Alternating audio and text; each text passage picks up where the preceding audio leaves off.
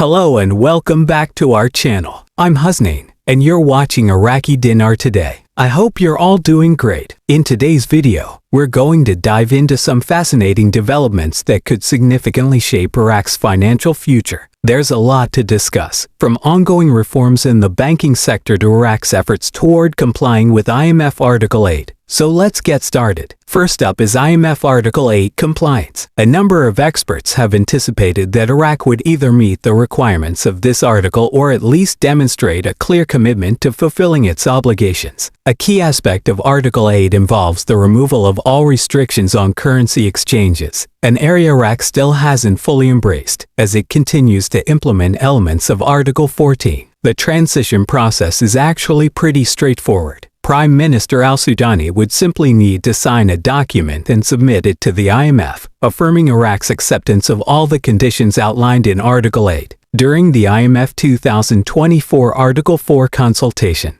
an important point was emphasized: Iraq needs to expedite its accession to the WTO. Doing so would enable Iraq to integrate more deeply into the global market, potentially unlocking new opportunities for trade and investment. But let's zero in on an intriguing fact. Did you know that state-owned banks in Iraq control an overwhelming 88% of the country's banking investments? This figure tells us a lot about the current structure of Iraq's financial system. And today, we're going to explore why this is important and what it could mean for the country's economic future. MarkZ Mohammed Sale, an economic advisor to the Prime Minister, has recently been advocating for reform in this sector. He confirmed that government banks dominate Iraq's financial landscape. When one entity has such a significant share of investments, it raises concerns about sustainability and overall effectiveness. In many other countries, a combination of state and private banks creates a competitive environment that fosters innovation and better service delivery. However, when one sector holds a monopoly over financial investments, it often leads to stagnation and a lack of adaptability to market demands. So, what does this mean for the average Iraqi citizen? Potential shifts in access to services, loan availability, and broader financial growth are on the horizon. Consider, for instance, small businesses that may find it difficult to secure financing from state-run banks. This can hinder their growth and, in turn, slow the economy. By allowing a more competitive banking landscape, private banks could play a crucial role in providing tailored services, offering better rates, and improving access to financial resources. A shift toward a more market-based system could lead to greater transparency,